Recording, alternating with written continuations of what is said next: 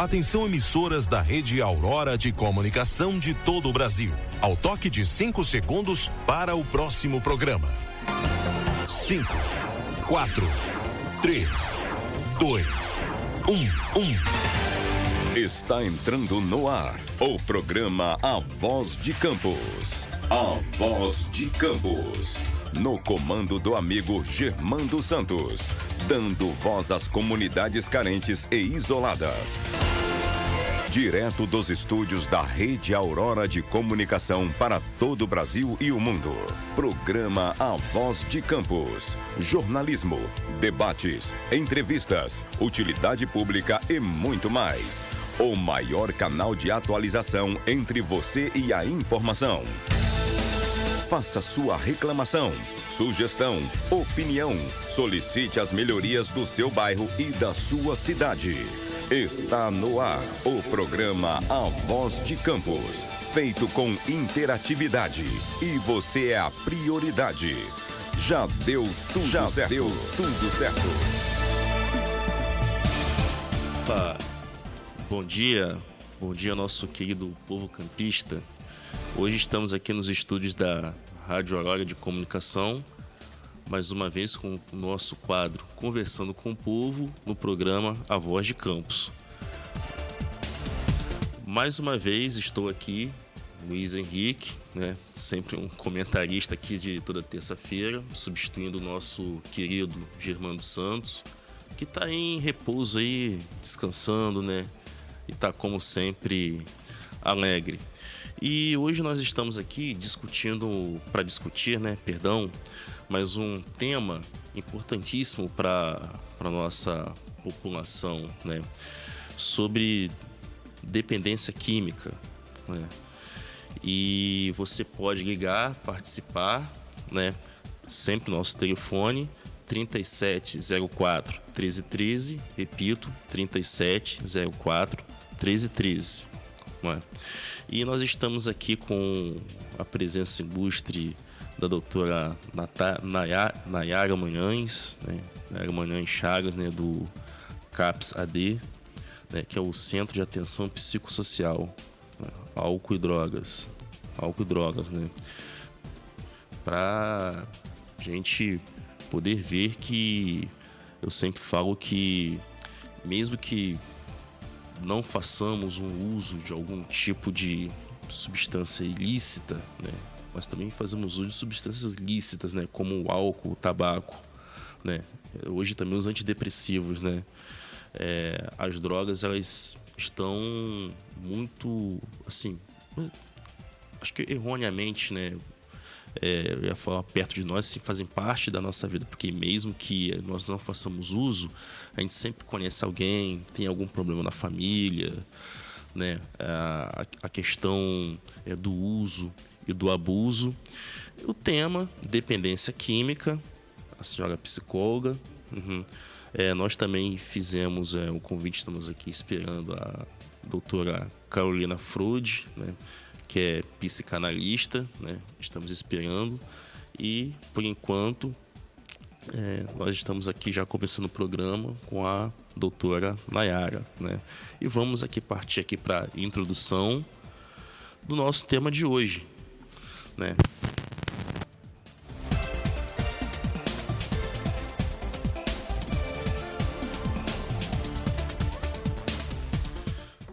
Probleminhas técnicos aqui, Mas o problema é o que tá na frente do microfone. Não, operador. Dá também um bom dia aí pro operador, o nosso querido Navalha. Bom dia! Isso aí. Alegria! Bom dia. Bom dia aí também pro Navalha 2, Eric Peçanha. Um abraço aí pra Sol, a gente sempre aí trabalhando junto, trazendo temas de extrema importância para a sociedade. E também um bom dia ao trabalhador e à trabalhadora que acabou de chegar no trabalho, que também acabou de chegar em casa, estava no trabalho noturno. A gente sabe que a situação está muito delicada no país, mas o povo é forte, continua trabalhando e avançando. É isso aí. Vamos começar aqui com a introdução sobre dependência química.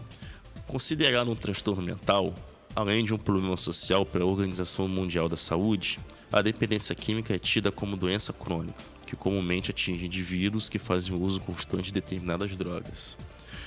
O portador desse tipo de distúrbio acaba por não conseguir conter o vício, afetando sua vida psíquica, emocional, física e, consequentemente, a social. Olha só. As substâncias que atuam no sistema nervoso central, alterando a forma de um indivíduo pensar, agir ou sentir, são denominadas drogas psicoativas, sendo reconhecida e usada desde o início das civilizações.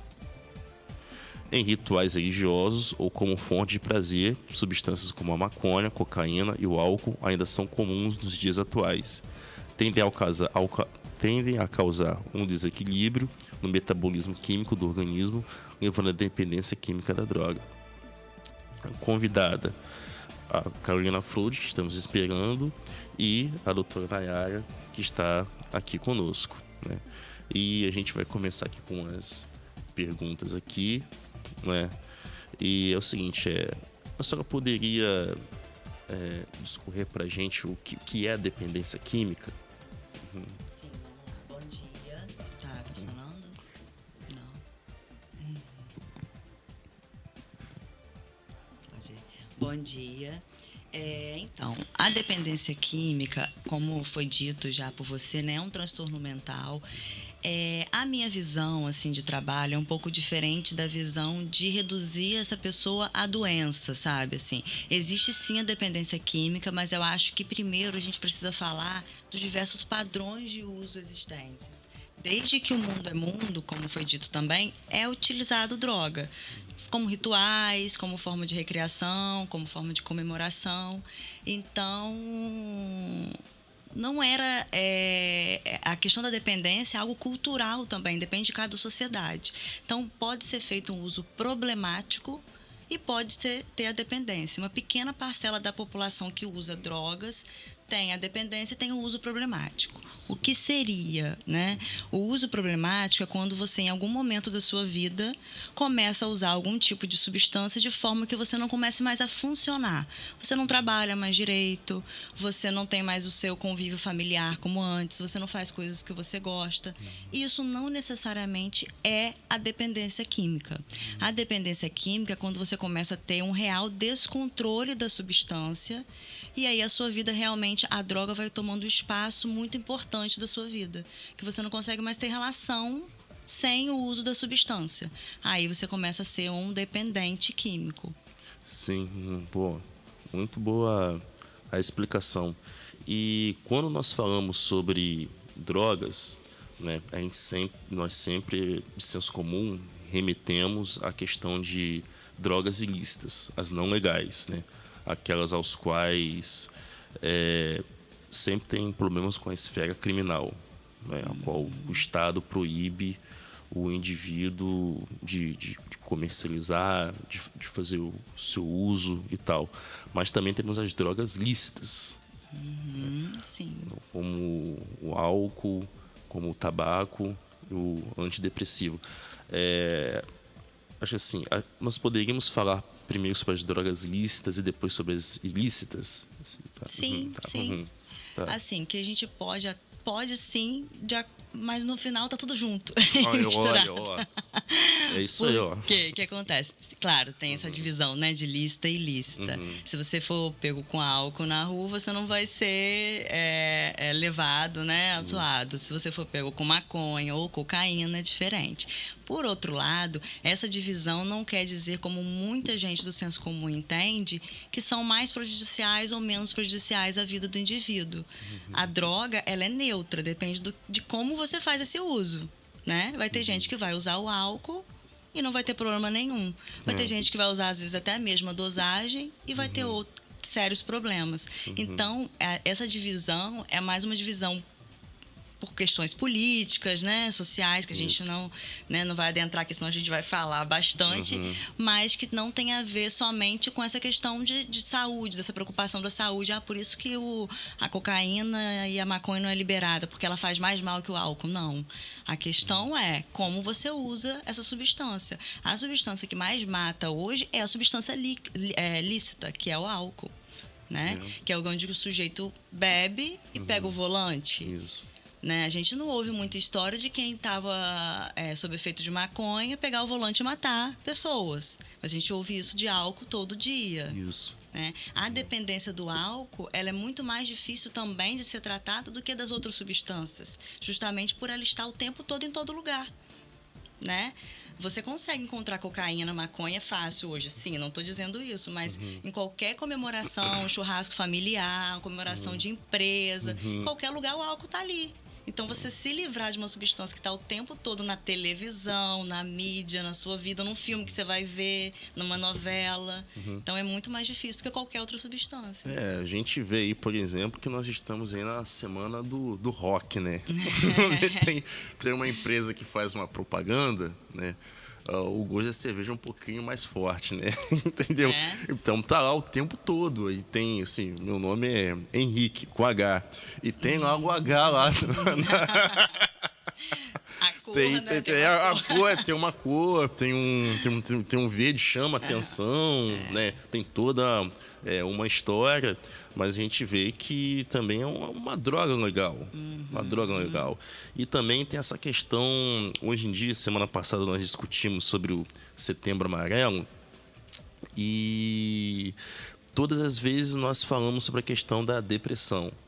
E assim, quando as pessoas vão se tratar tratar, né, o seu problema de depressão, né, sempre a questão medicamentosa, né, de um antidepressivo, por exemplo, né, e está sendo muito usado, muito receitado, desde um mais barato a um pouco mais caro. E a senhora poderia falar sobre essa questão de hoje, dos antidepressivos na nossa sociedade, que também é uma droga? É uma questão de medicalização mesmo, assim.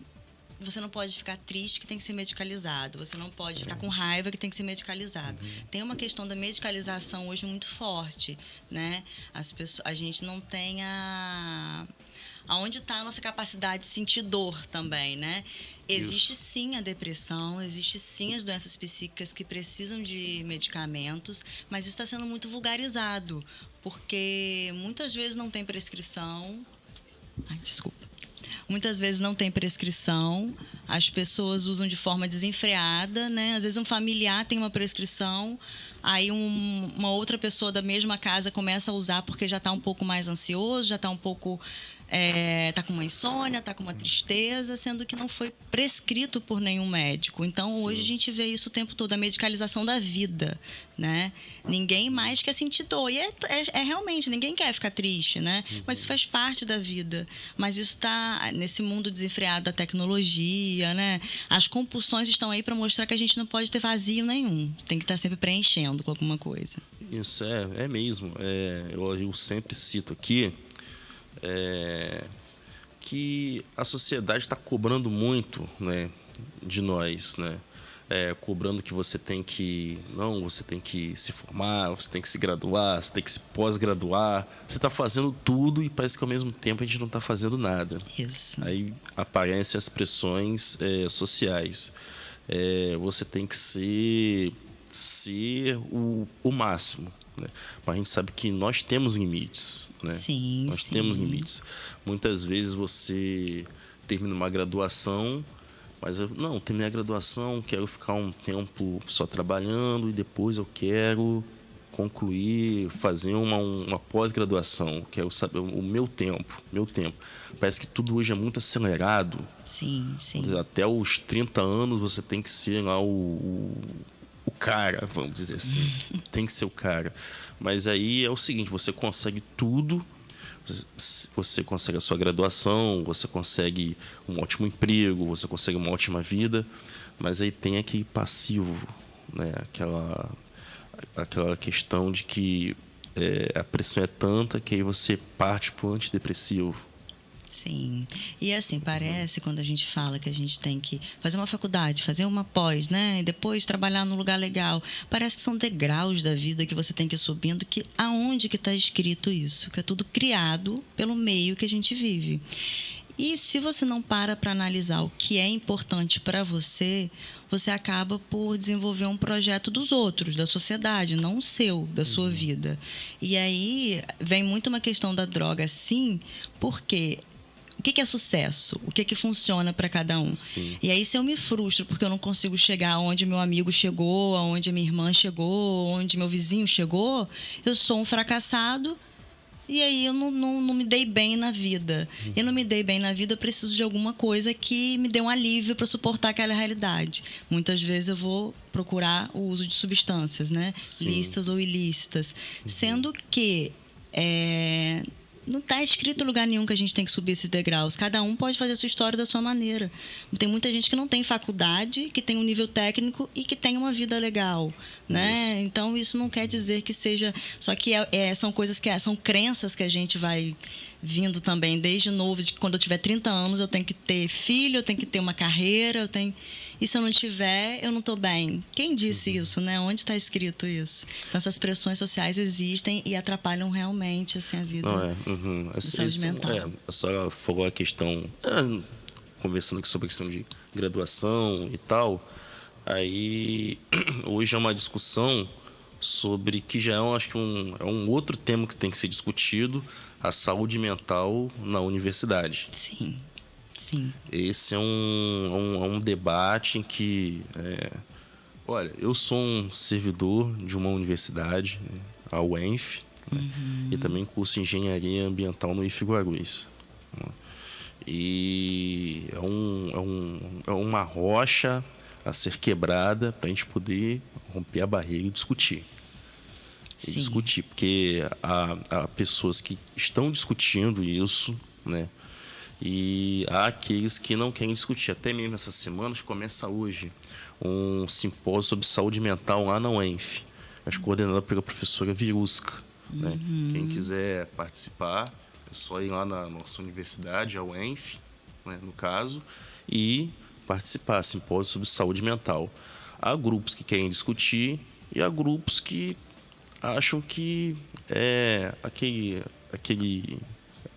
aquela expressão é o mimimi, não, isso é não sei o quê, e não é bem assim, a pressão é muito grande. Eu mesmo tenho uma prova amanhã. Como você está se sentindo? Eu tô. Tá vendo que eu tô falando tô. Só lembrar de ansiedade. A ânsia, olha, a prova, a professora é gente boa, entendeu? Gente fina, um abraço para ela, né? Mas a matéria é um terror. A matéria, gente, é um terror. Mas né? Tem que passar por isso, né? Tem que passar. Você se colocou nesse lugar, não né? Então não, vamos lá. Mas é isso aí. E aqui, dar aqui um bom dia aqui para os nossos, chamamos de interespectadores, né? Que é um termo criado pelo jornalista Henrique Acker, lá do Rio, cara muito bom, né? E nós trouxemos aqui para a Rádio Aurora, e o Germando, o pessoal adora usar esse termo, né? Porque ao mesmo tempo que eles estão assistindo e estão interagindo conosco, né? No caso, dá um bom dia aqui à nossa produtora aqui, Sol Almeida, ao Jefferson Alô, né? Aqui o James Watt Crespo. O James, ele sempre está aqui na Rádio Aurora, sempre comentando. Um bom dia, mandou também um bom dia para a senhora. A Rosa Maria Viana Moreira, também um bom dia. O Bruno Taxista, tô devendo aí um encontro aí com o Bruno aí. Eu tô devendo na praça, doutor. Tô devendo na praça. Mandar um abração aí pro Bruno. Né? E também para o nosso querido amigo aí, o JC Cordeiro, lá, o nosso vizinho lá da Baixada, né? Eu sou de Donana, e é de Goitacazes, e tá sempre por aqui, né? E você que deseja participar, ligue, repetindo o nosso telefone para contato, 3704 1313, repetindo, 3704 1313. E para a gente continuar aqui, doutora Nayara, a senhora trabalha no CAPS AD. Isso. CAPS AD, álcool e drogas. São vários tipos de CAPS. Né? Isso. No primeiro programa nosso, nós recebemos uma coordenadora de um dos CAPS e nós não sabíamos que havia essa divisão, né? Perdão. Perdão. Essa divisão, né, dos centros de atenção psicossocial. E é um atendimento que é um serviço público. Isso, do SUS, isso mesmo. Do SUS. Para a gente também aqui, também defender, sabemos que a situação do SUS é muito precária, entra governo, sai governo, independente qual seja a cor do governo, sempre há um tipo de desmonte, um corte, alguma coisa. Mas nós temos aqui profissionais como a doutora Nayara, que se esforçam bastante para poder atender a população, que a demanda deve ser muito grande. Sim. É muito grande. E pode chamar de Nayara, esse doutor Nayara, aí. tá vendo? Não, a demanda é muito grande. E é um serviço público. Também é que estarmos em defesa do SUS, né? Somos um país muito pobre, a sociedade campista é uma sociedade extremamente desigual, né? Então, nem todos têm acesso a um plano de saúde, a saúde privada, né? Então, é muito importante que a gente possa fortalecer também um sistema público de saúde como o SUS. Sim. As pessoas não sabem, mas poucos países do mundo têm um sistema público de saúde. Os Estados Unidos, por exemplo, que é a nação mais rica do mundo, não tem um sistema público de saúde. Foi tentar se criar lá um sistema chamado Medicare, tentou se criar, não sei como é que está agora, né? Até apelidaram na época de Obamacare, porque acharam que é uma medida populista, vamos dizer assim. Quer dizer, gente, é para atender. Parece que nos Estados Unidos, sim, quase 50 milhões de pessoas estão fora do sistema assim, sem acesso à saúde. Então, nós temos o SUS que trabalha com a universalidade. Isso. Com a universalização. E, assim, eu queria que a senhora falasse assim, um pouco sobre o sistema público de atendimento, entendeu? Aos dependentes químicos. Sim. Eu tenho, né, uma rotina no CAPS AD como psicóloga. E a nossa maneira de trabalhar lá, eu aprendi a trabalhar com dependência química a partir da política de redução de danos. Sim. E aí, nesse momento, né, desde abril, com o decreto 9761, que o Bolsonaro assinou, a gente não... a política agora do Ministério da Saúde é abstinência total. Não é redução de danos mais. Sim. Só que eu tenho o CFP, né, que é o meu Conselho, né, Federal de Psicologia, que me permite utilizar assim a redução de danos, porque é trabalhar com o desejo daquela pessoa, é trabalhar com uma autonomia, com protagonismo, e não com uma imposição do que eu ou uma sociedade acha melhor para ela. E aí, lá, como que a gente trabalha? A gente tem um projeto terapêutico singular, que é justamente esse respeito à história de cada indivíduo. Como que é a relação dele com a droga? Como a droga entrou na vida dele, que espaço ela ocupa. E aí, com cada um, é entendido o seu contexto, a gente vai no território, a gente conhece a família, a gente faz a visita domiciliar, a gente entende como aquele sujeito funciona e faz um projeto destinado a ele. 3 vezes na semana, 2 vezes, que grupos ele vai participar, se vai ter médico, se vai ter psicólogo, como vai ser. Isso é para cada um. Porque nós somos muito complexos para colocar todo mundo numa caixinha e dar só uma opção para resolver um problema tão multifatorial como, né, a dependência química ou o uso de drogas. Então, ali mesmo, dentro do CAPS AD, que eles buscam ajuda, a gente vê que tem muita gente que tem um uso problemático, tem muita gente que tem a dependência. Não é todo mundo ali que é dependente. Tem gente que sempre usou substância, qualquer que seja, lícita ou ilícita, nunca teve algum problema, assim, né, de trabalhar, de suas funções na vida, só que teve uma perda de um ente querido. E a partir desse momento, aquilo virou um uso abusivo.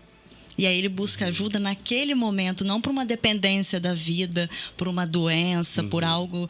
Por isso que tem a ver com um contexto de cada um. Não dá pra gente olhar só para a doença e reduzir o sujeito àquela doença. Então, o CAPS AD, o trabalho é esse, a gente faz um acolhimento. Então, assim, acho que é importante até falar, quem tiver algum familiar ou quiser buscar ajuda, não tem que marcar, não tem nenhuma burocracia. É chegar no CAPS, qualquer pessoa que estiver lá, assistente social, enfermeiro, qualquer técnico, vai atender, vai acolher o familiar, né, e a pessoa que está fazendo uso abusivo, e a gente vai propor algumas estratégias juntos. É um atendimento e um tratamento voluntário. Então, não dá para falar assim, eu trouxe ele obrigado. Às vezes, a família tem um jeitinho, sim, de convencer e levar. Isso eu acho importante. E lá, a gente mostra que, às vezes, quando o usuário vai, né, o usuário que eu falo de substância, o usuário do serviço, ele chega com muito medo de ser internado. Então, ele não quer ir porque ele acha que a família vai internar. E lá a gente mostra uma outra realidade. Não é te tirar do meio social, não é te excluir, como já muitas vezes essa pessoa não foi nem inserida, quanto mais reinserida. Porque tem gente que não se sente pertencente a ambiente nenhum, justamente por essa segregação, essa discriminação que a gente vive, né? Então, assim, lá a gente mostra que não, a gente pode criar estratégias juntos. Se a questão for de parar, vamos criar estratégias para isso. Se for de reduzir, vamos criar estratégias. Porque... Posso continuar ou você vai fazer o que pode continuar à vontade. Não, pode continuar à vontade. Porque eu acho interessante falar que a redução de danos, muita gente entende como uma libertinagem e não entende o que é uma redução de danos. Tem muitos mitos. Então a pessoa tá lá, usuária de crack, e aí você vai falar de redução de danos com essa pessoa, de que ela tem... O que é redução de danos, gente? É um respeito ao indivíduo, é uma ética do cuidado, é uma lógica de entender que aquela pessoa ela tem, sim, autonomia sobre sua vida. E se em algum momento isso foi perdido pelo uso da substância, a gente vai resgatar junto com ela, a partir de um desejo dela. Então, não é contrário à abstinência. Não é uma polarização, ou a redução de danos ou abstinência. Como foi colocado, que agora, se a política de abstinência total, eu excluo a redução de danos. Mas na redução de danos não é excluída a abstinência total. Então, por isso que eu acho uma crueldade. Sim. Porque a redução de danos, a gente vai trabalhar, olha, Nayara, eu quero parar, mas eu ainda não consigo. Então, vamos criar estratégias juntos para a gente chegar, a partir da redução de danos, a esse caminho da abstinência? Ou não, eu uso álcool e a cocaína. Mas eu ouço muito isso, tá? Então, acho que até assim, às vezes é um choque, mas o álcool me faz mais mal que a cocaína. E aí eu quero parar com álcool e não com a cocaína. E aí? É por isso que nós trazemos esses temas aqui para a Rádio Aurora, para a população. Nós trabalhamos com a comunicação comunitária, está sempre mais perto da população, entender as demandas da população. É uma demanda. Sim. E necessita ser discutido. Sim. Tem muita coisa aqui que a Nayara tem dito que desconhecemos, né? Da gente tratar determinados temas sem preconceito, sim, sem julgamento. Que né? É difícil. A gente estava aqui conversando aqui antes sobre um parlamentar lá do Rio de Janeiro que me chamou muita atenção, em que ele disse certa vez o seguinte: você é usuário, você é um dependente químico, não se esqueça que você é um cidadão e também tem direitos. Eu olhei, li aquele folhetozinho e falei assim, cara, você também tem direitos, você também tem o direito de procurar um tratamento, um aconselhamento, né, e tal. E a senhora discorreu muito bem sobre a questão de redução de danos, né. Eu me lembro que em 2006 eu li uma reportagem, foi a melhor reportagem que eu li sobre a minha vida, chamada Vale dos Esquecidos, na extinta revista Caros Amigos, né? E é uma reportagem da Andréa Dipp. Quem digitar Vale dos Esquecidos, Caros Amigos, no Google, consegue encontrar a matéria lá digitalizada. Ela é enorme. E foi a primeira vez que eu soube sobre a existência dos CAPs. Né? Isso foi em 2006. Em 2006 eu tinha meus 22 para 23 anos na época. E falava não sobre a questão da dependência química, mas sobre a questão da saúde mental, a questão da loucura, né? A deficiência mental. E dali eu fui saber o que eram os CAPs, né? E fui descobrir que também em Campos nós temos CAPs, né? Isso na época, né? E hoje estamos aqui valorizando o trabalho do Centro de Atenção Psicossocial, né? No caso. E para continuar, uma pergunta: quando que a dependência química ela se torna uma doença? Então, quando esse indivíduo não consegue mais dar conta de outras funções da sua vida. Quando a droga começa a tomar esse espaço central na vida dele. Sim. Ele não consegue mais cumprir os seus horários no trabalho, ele não consegue mais estudar, ele não consegue fazer atividades que eram prazerosas para ele, porque perde o prazer, porque é a droga que está nesse lugar de prazer para ele. Se isola muitas vezes, ou se isola da família, ou até dos amigos, e está sempre no meio em que todo mundo está usando, ou não, tem gente que se isola mesmo, até do meio de uso mesmo, e fica dentro do seu quarto fazendo o seu uso ali. Então, é quando ele começa a perceber que está trazendo um sofrimento psíquico também para ele. Sim. Porque às vezes as pessoas em volta começam a perceber, mas a pessoa que está em uso, às vezes ela tem uma dificuldade de perceber que ela tem um descontrole, né? Às vezes ela, não, eu estou no controle, quando eu quiser eu paro. Então, quando esse indivíduo também começa a ver que, para aí, não é bem assim, aí a gente começa... Só que muitas vezes precisa de alguém da família, algum amigo, alguém próximo que tenha um contato com essa pessoa, de ir mostrando. Porque às vezes ele não vai... Só que isso é muito difícil também, porque às vezes parte do ponto de vista de quem está próximo de que aquela droga está fazendo mal à pessoa. Mas não necessariamente. Por isso que a gente precisa avaliar todo o contexto. Sim. Né? Não estou aqui falando que a droga não faz mal, ela vai trazer algum prejuízo, mas digo assim, esse prejuízo está sendo só para mim ou está sendo para a pessoa também?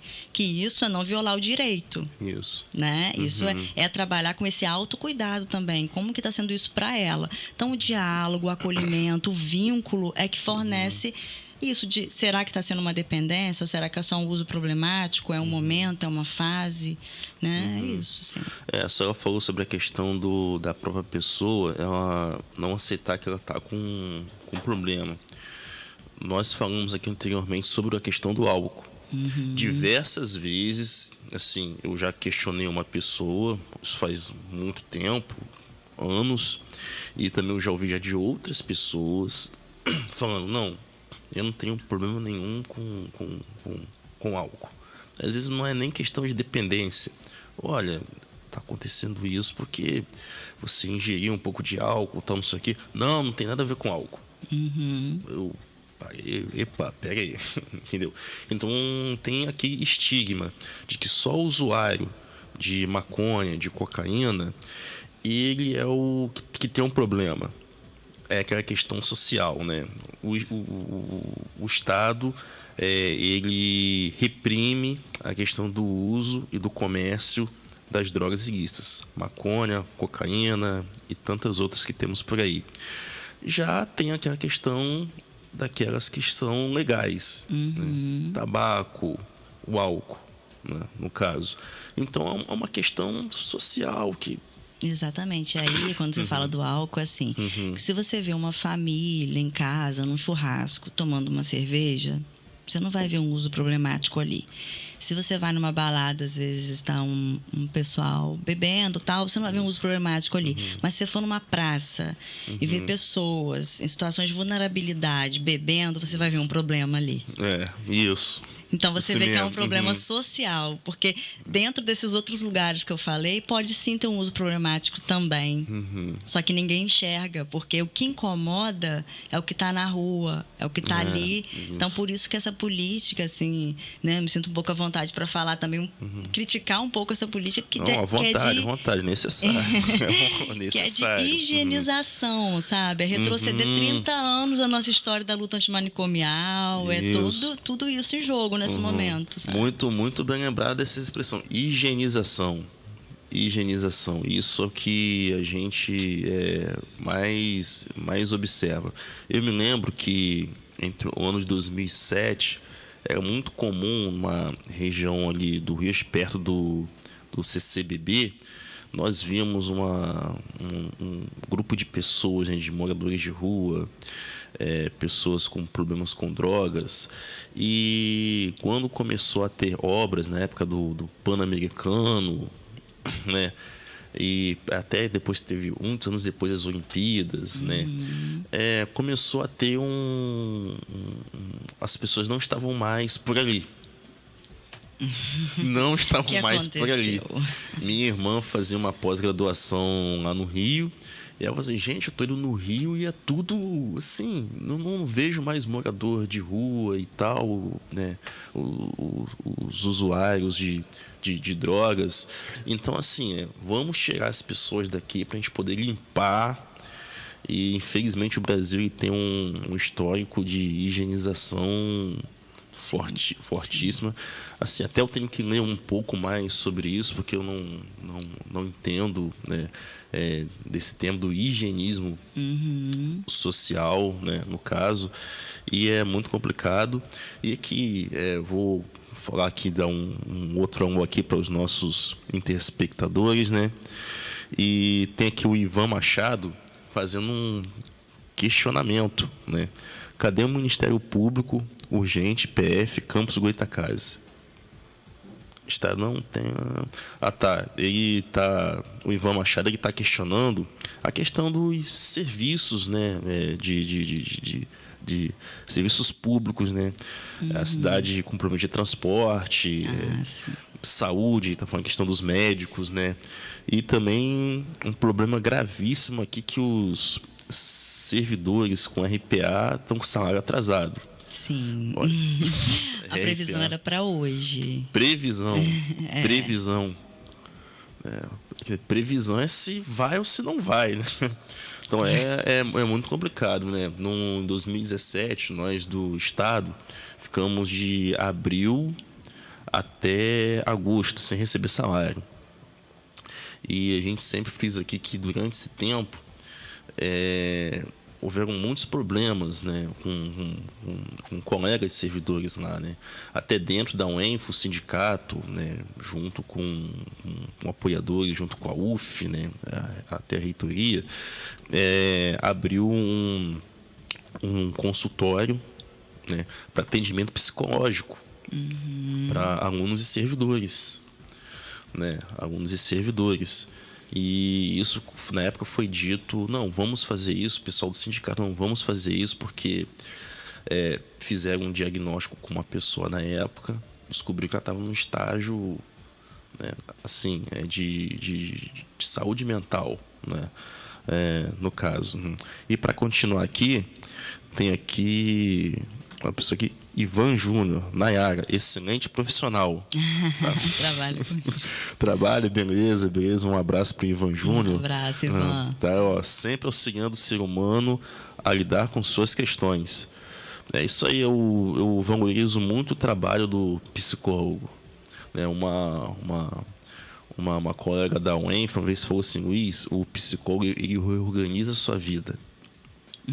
Ele reorganiza a sua vida. Você mesmo, isso mesmo. Reorganiza a vida. Eu sempre falo que psicólogo deveria ser uma carreira de Estado. Sim. Uma carreira de Estado, né? Porque é o seguinte, a gente vive tanta pressão em tudo. Você tem que ser o melhor. O apresentador aqui que vos fala, todos nós, assim, a gente também recebe pressão. Sim. No dia a dia, no trabalho, na família, na faculdade, na vida lá fora. Até certa vez eu cheguei e falei assim, gente, parece que ao mesmo tempo que quanto mais eu tento fazer mais coisas, ao mesmo tempo as pessoas acham que eu não estou fazendo nada. Né, no caso. E assim, não pode ter uma hora que a gente tem que pegar e tem que dar uma parada também. Sim. Porque, por incrível que pareça, essa pressão toda, muitas vezes fala assim, não, eu quero reduzir essa pressão, então eu vou para um caminho, né? Eu vou pro bar, eu vou beber, né? Eu vou fumar um cigarro, né? Para poder reduzir a pressão. Tem até aquela famosa música, a feira da banda O Rapa, né? É dia de feira. Quarta-feira, quinta-feira, não importa a feira, né? Sim. Então eu preciso de ervas que reduzam, que amenizem a pressão. Para ver uma música no disco Rapamundi de 1996. Isso só demonstra como sempre existiu essa necessidade de alguma coisa para aliviar a tensão. Para aliviar a tensão, para aliviar a tensão, né? É isso. E aqui também continua aqui, dá um abraço a Cristina Fonseca, né? A Shirley Rodrigues, tanto ela quanto a dona Cristina dando um bom dia para nós aqui. E a Cleide Neves, que já esteve aqui, ela também é psicóloga, né, falando sobre a questão da amamentação, né? Eu serei pai esse ano. Parabéns. Finalzinho do ano, cheguei a nossa pipoquinha, né? Eu falo que eu, além de uma esposa em casa, eu tenho uma patroa. Que manda e comanda. Que manda e comanda, né? Manda e comanda, gente. Pra ver, né? Então, vem aí a chegada da nossa querida filha, né? Maria Antônia, né? Tratar e educar com carinho, mas também educar para ser uma cidadã, né, engajada, né, porque eu sempre falo que nós somos servidores públicos, nós temos um privilégio muito grande, nós podemos transcender as nossas atribuições, nossas funções, como bem citou aqui o Ivan, né, falando que você é uma excelente profissional e sempre atendendo o ser humano, né, quer dizer, não só aquela questão burocrática da gente pegar um papel, né, um ofício, né, um memorando, mas também de chegar perto do ser humano, de entender que você tem uma pessoa aí, não é um CPF. Nós não... Opa, perdão. O problema sempre é...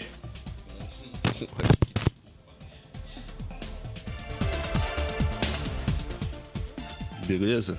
Tá show. Falou aí, o operador. Depois você puxa minha orelha ali no final do...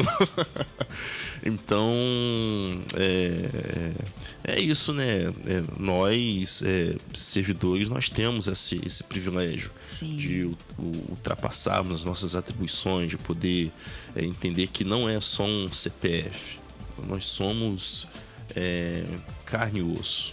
Como uma vez falou uma assistente social comigo, nós não somos apenas máquinas biomecânicas. Sim. E quando você fala até de ter que parar, até as próprias máquinas precisam de manutenção, né? Que dirá a gente.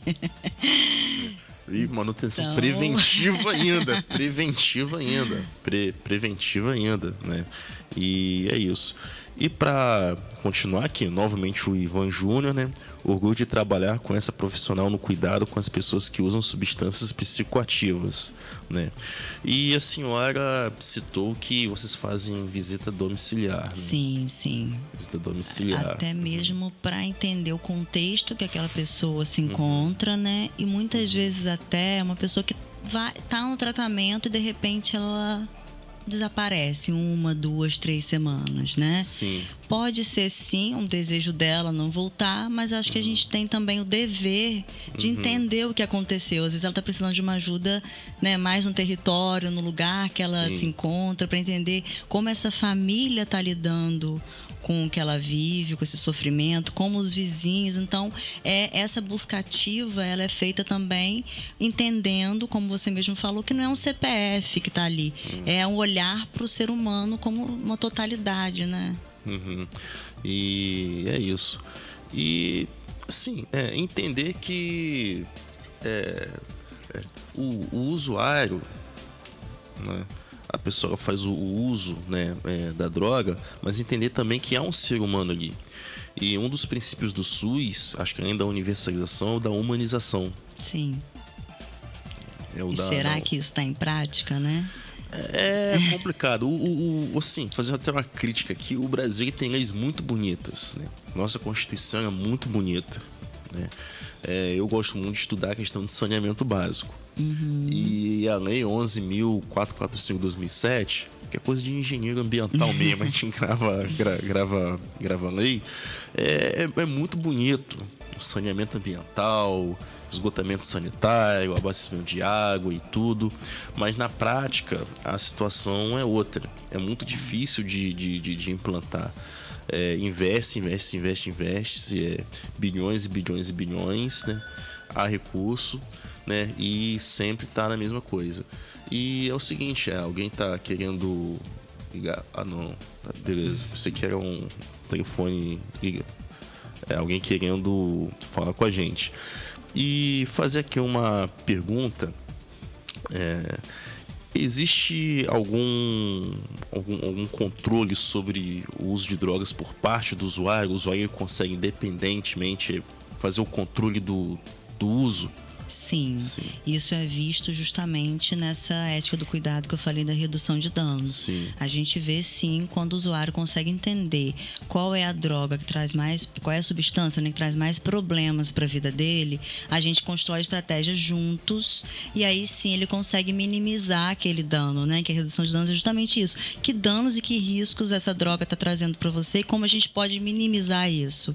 E aí o álcool, por exemplo, eu tenho um dano, eu bebo e fico muito agressivo.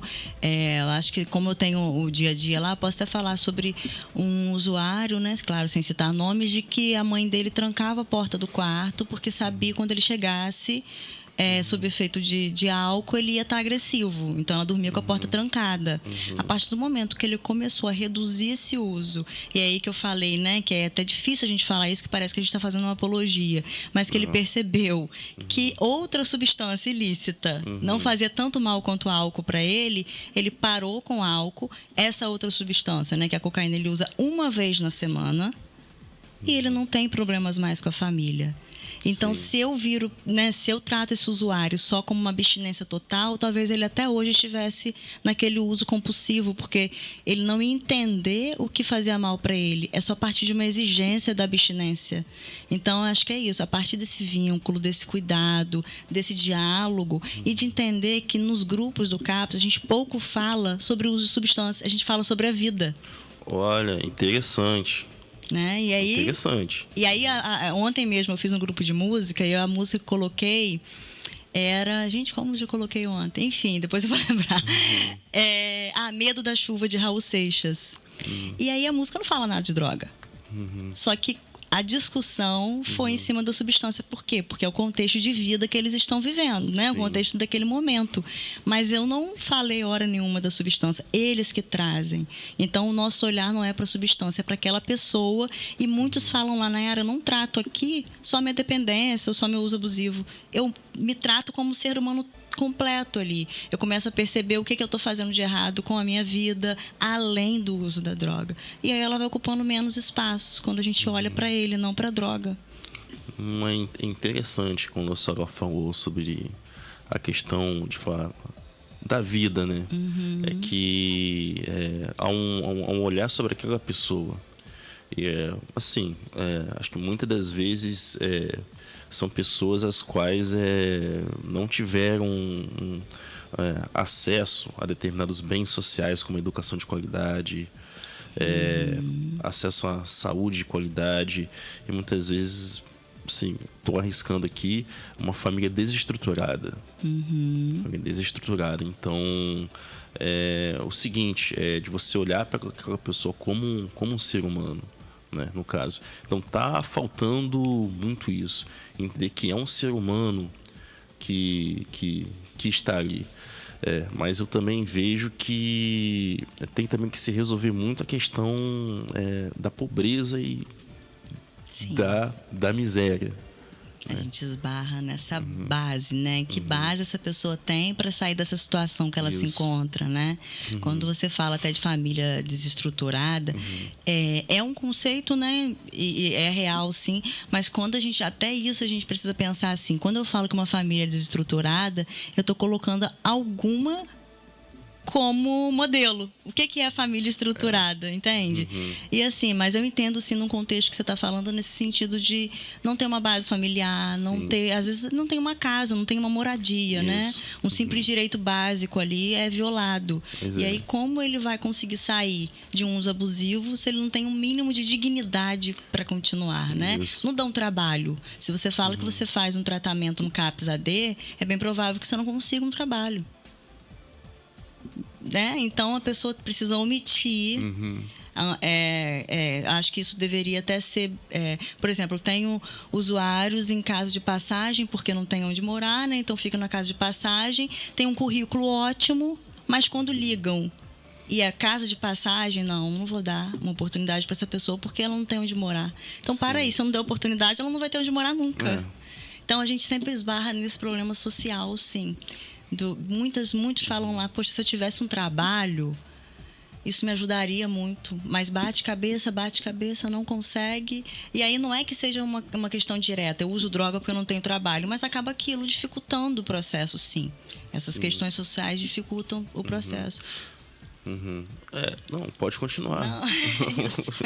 Não é só falou sobre a questão do trabalho. Eu me lembrei de um programa, não sei se existe ainda em São Paulo, o Braços Abertos. Na época da gestão Fernando Haddad de 2012 a 2016. E que eles foram a Cracolândia, né, em São Paulo, e começaram a fazer um tratamento, né, um programa, né, de recuperação daquelas pessoas através do recrutamento para o trabalho, né?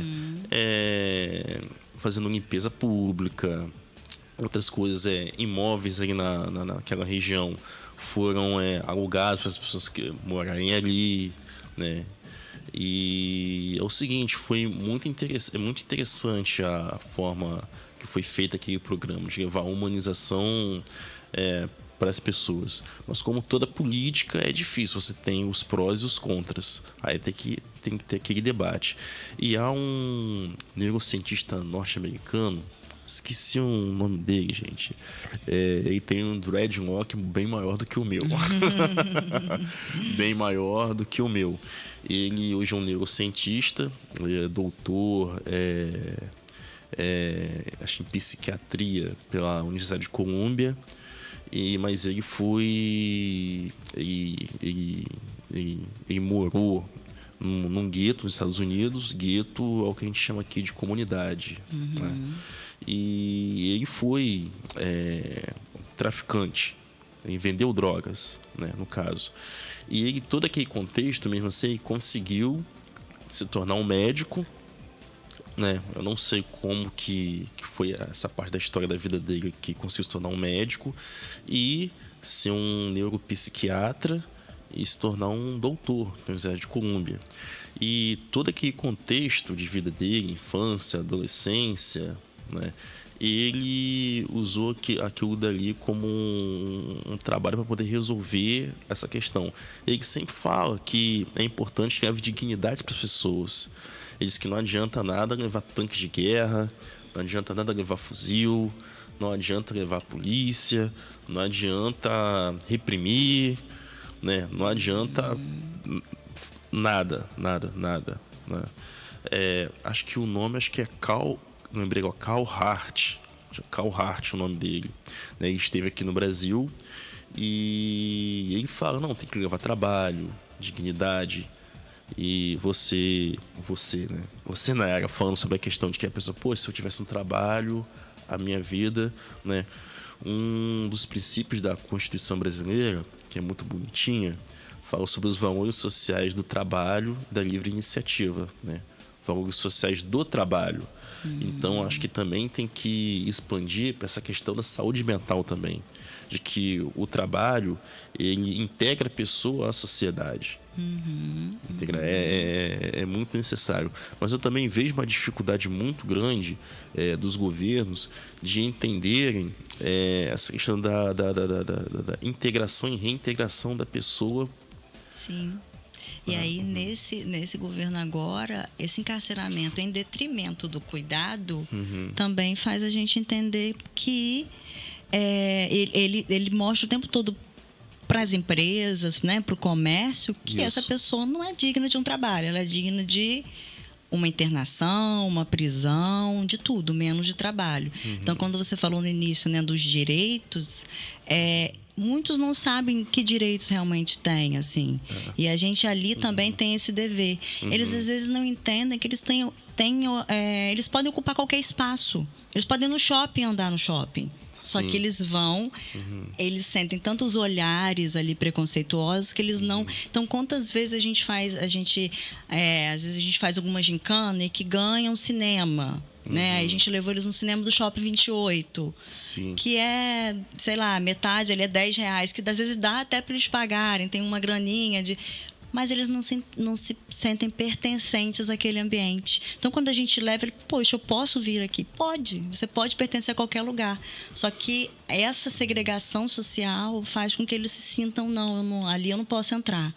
E aí na UF tem vários cursos também que a gente mostra, né? De violão, cursos. Tem também na Fundação do Esporte, natação. Então, a gente começa também a mostrar que eles podem ocupar esses espaços que são deles e é direito deles também, né?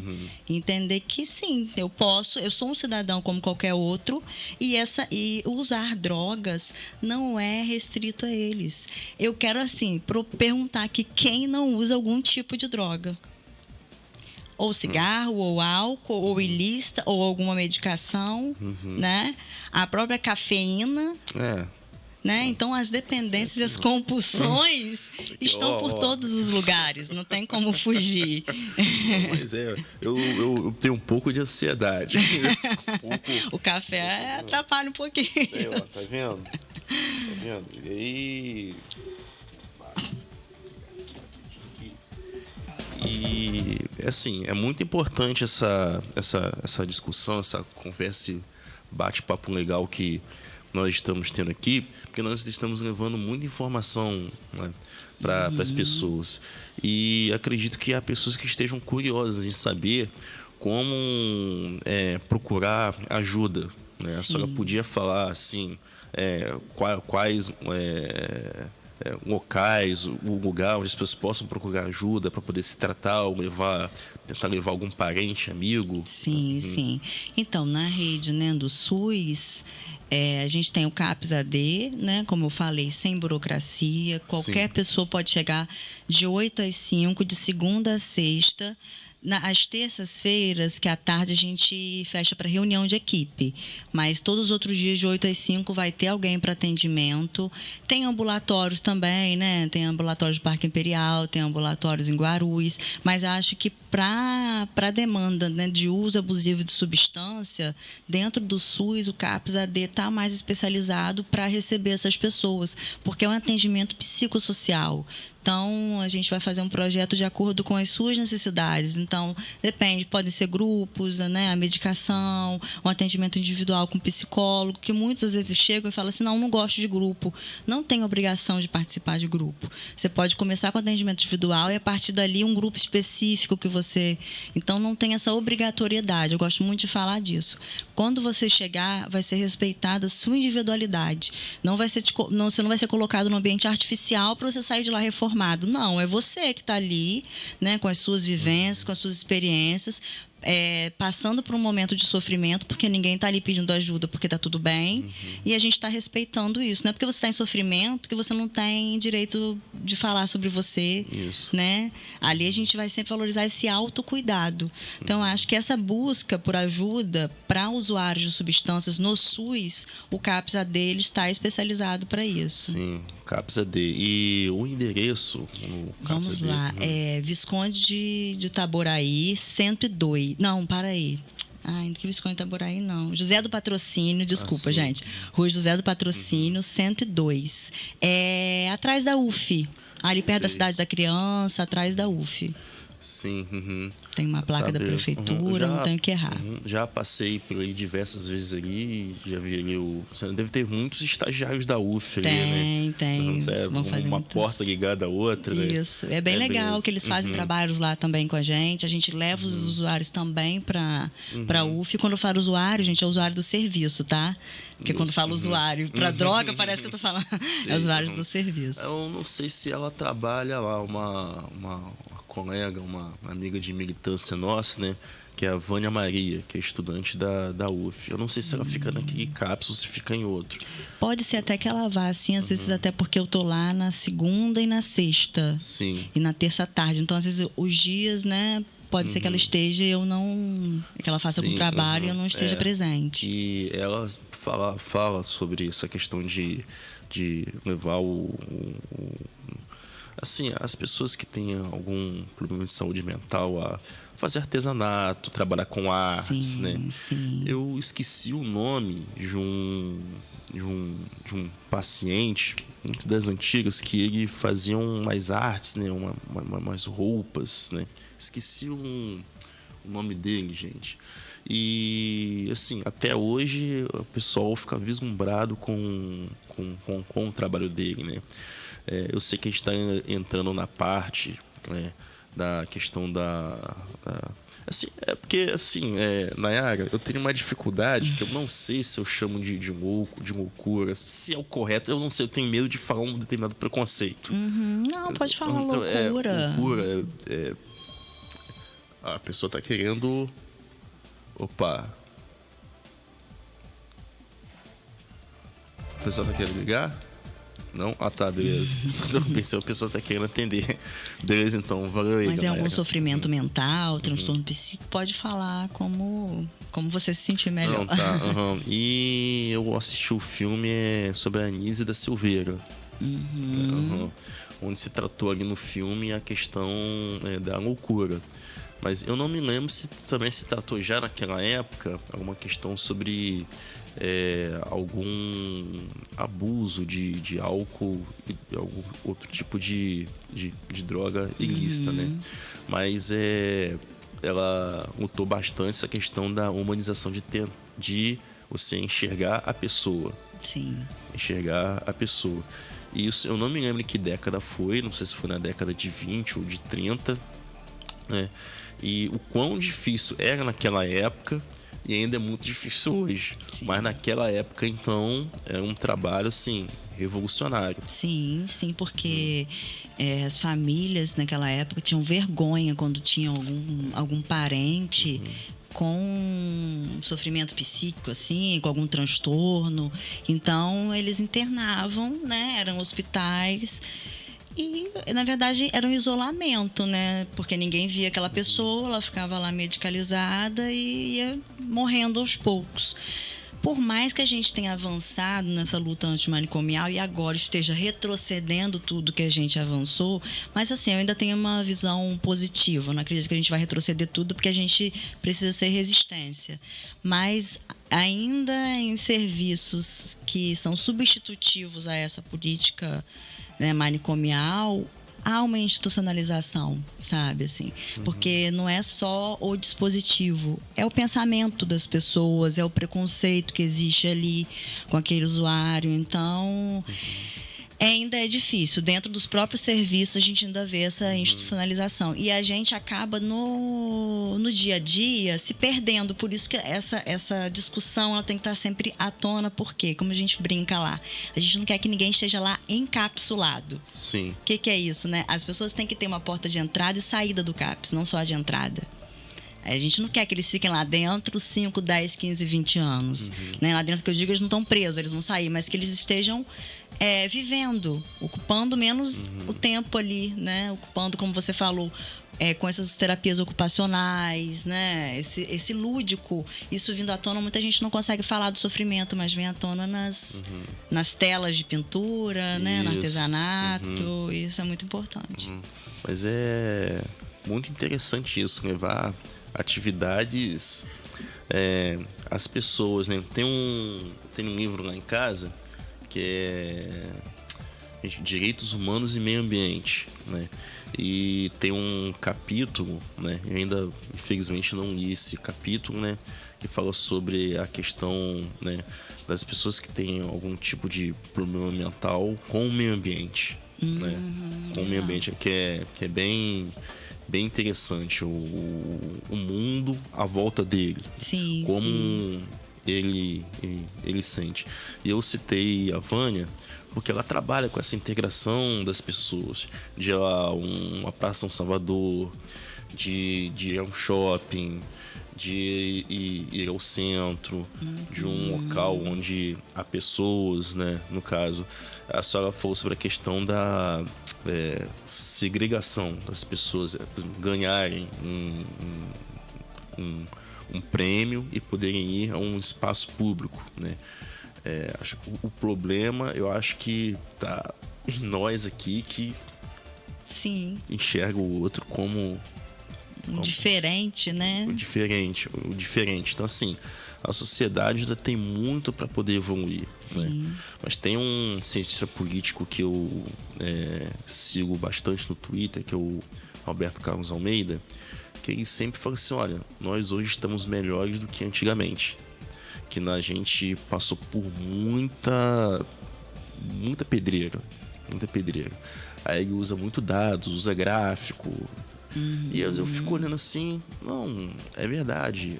Mesmo que a gente esteja com a dificuldade hoje, a gente está muito melhor que antigamente. Claro que às vezes há determinados retrocessos que vão aparecendo, mas que a sociedade ela resiste. Sim. E a gente se esquece dessa resistência. E essa resistência ela vem de luta. Vem de luta. Por isso que não dá para parar de lutar. Por isso que não dá para parar de lutar. É sempre continuar. Há um sociólogo chamado Gessé Souza que ele fala o seguinte: antes da conquista vem a luta. Isso aí. E isso vale tanto para nós que somos indivíduos quanto para o coletivo. Sim. No caso, isso é muito interessante. E aqui um questionamento aqui do nosso amigo James Watt Crespo, aqui na página aqui da Rádio Aurora, né? Ele diz o seguinte: a droga sempre faz o mal para toda a família. Não tem como ela fazer mal apenas ao usuário. Impossível. Ele faz esse questionamento. Gostaria que a senhora comentasse. Então, James, compreendo sim, realmente. Tanto que quando tem algum familiar, né, com uso abusivo de substância, toda a família adoece junto. Isso não só com uso abusivo de substância. Quando tem um familiar com depressão, quando tem algum familiar com qualquer transtorno psíquico, qualquer sofrimento, a família, né, quem está no entorno adoece junto. Mas não tem como a gente dizer que a droga, ela sempre vai fazer mal, gente.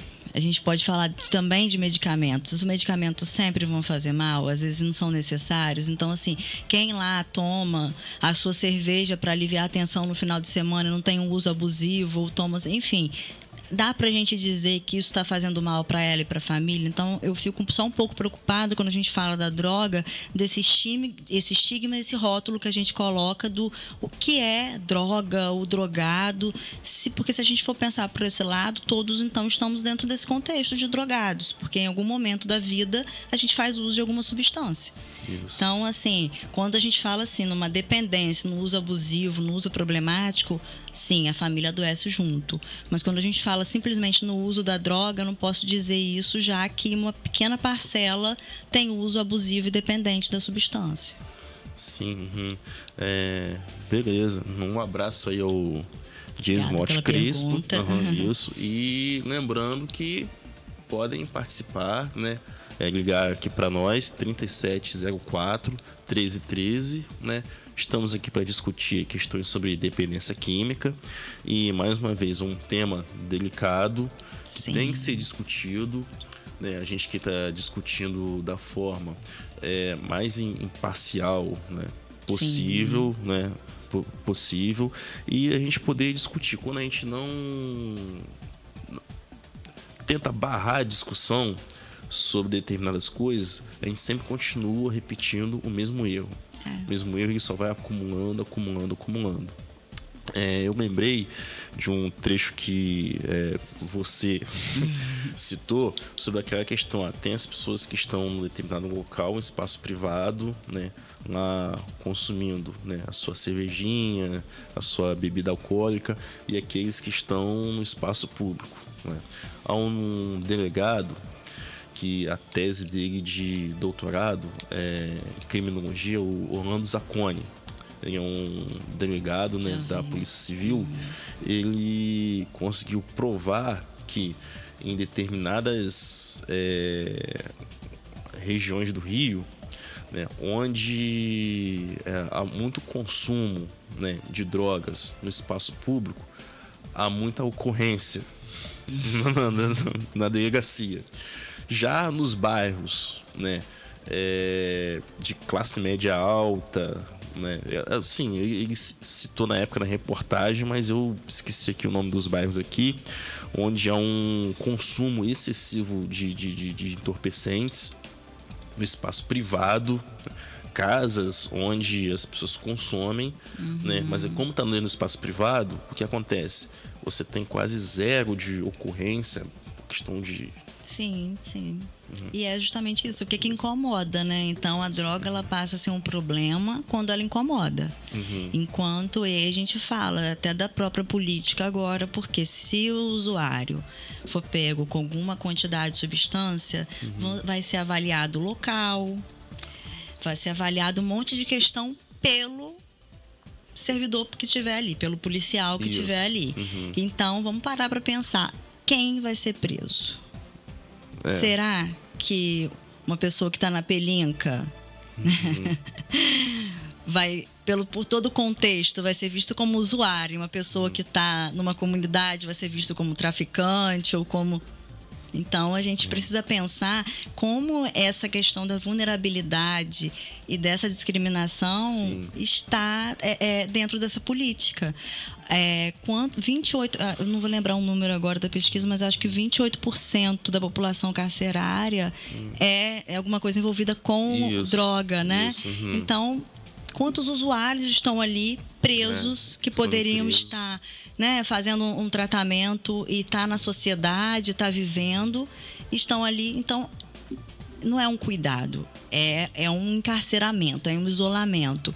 Da mesma forma que isso acontece na internação. A internação, a redução de danos também não é contrária à internação, como muita gente pensa. Só que é a última instância, quando as outras se esgotaram, né? Tem a lei da luta antimanicomial, que é 10.216, ela cita 3 tipos de internações. Então, né, se tiver tempo, eu falo um pouquinho sobre elas. Então, assim, tem. Pode falar à vontade. A voluntária, a involuntária e a compulsória, né? A voluntária é quando o sujeito, ele quer ser internado. E aí, vamos supor que chegue lá no CAPS e fale, olha, Nayara, eu não quero fazer o tratamento aqui. Eu quero ser internado. É um desejo dele. Mas, mesmo assim, vamos entender... Ele sabe o que é uma internação? Ele sabe como é lá dentro? E aí, a gente vai trabalhar isso com ele, que às vezes ele nem sabe. Ele só vai porque ele ouviu na televisão. Ou porque ele acha... Quer parar alguma coisa? Não, alguém tá querendo ligar. Vamos lá? Então, vamos lá. Beleza. Pode falar.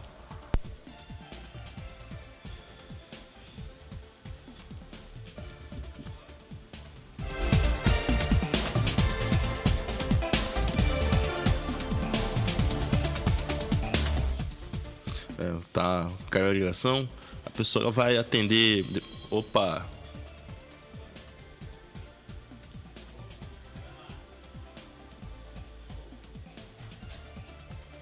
Pode falar. Alô, bom dia. Alô, pode falar. Bom dia, Luiz. Agora para o senhor, tudo na paz, querido? E certinho, JC, beleza?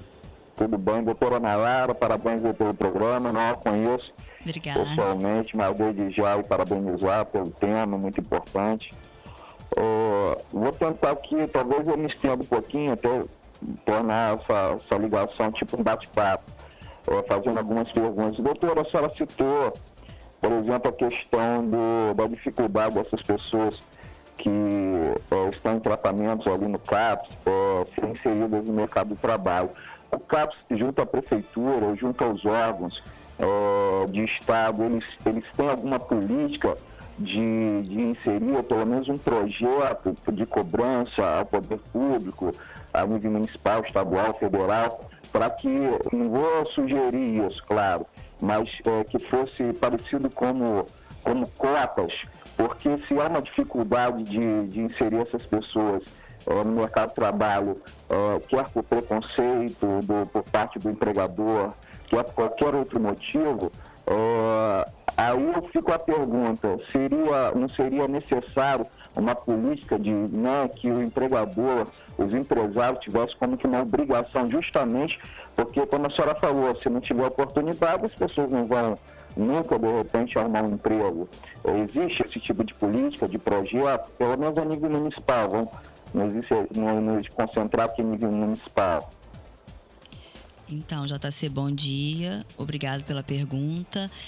A gente mantém, sim, esse diálogo com a prefeitura, né? Mas ainda é difícil. O que a gente consegue é no esporte, na UF, né? Nessas universidades federais, essa inserção. Agora, no trabalho, ainda é muito difícil. A gente está em diálogo sempre, tentando até, eu conversei com uma coordenadora de um desses serviços, sobre até a possibilidade de a gente estar realmente fazendo reuniões periódicas até com os próprios usuários do serviço, né? Levando até os gestores para eles entenderem, mostrando o currículo. Olha só, se você olhasse esse currículo e não soubesse quem é, você não contrataria?